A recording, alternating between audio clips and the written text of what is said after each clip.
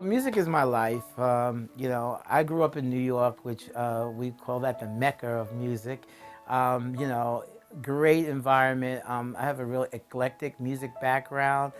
Growing up in Queens, New York, I mean, you're just surrounded by everything. Of course, hip hop, gospel music, and jazz, and so forth. And all of that kind of worked to shape my musical taste as well as my musical influences as well too.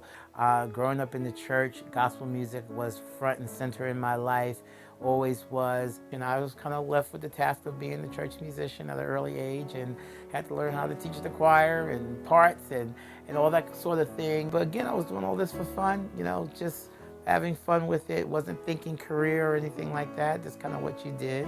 And that helped me early on to develop skills that would, serve me later on. I had the opportunity to go to Queens College, one of the great music departments in the city of New York, and study, your classic, your theory.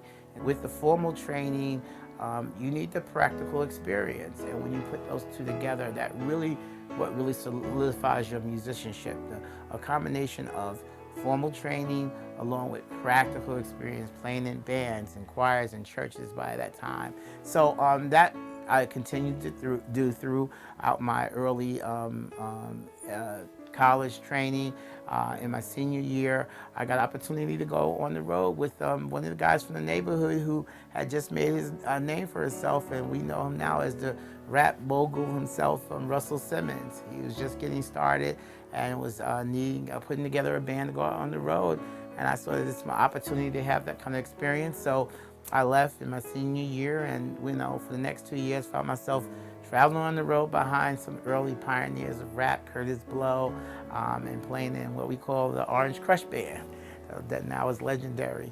Decided after about 2 years I had my fill of that, went back to school. This time I went enrolled in the evening division of the Juilliard School, continuing my education in composition and arranging.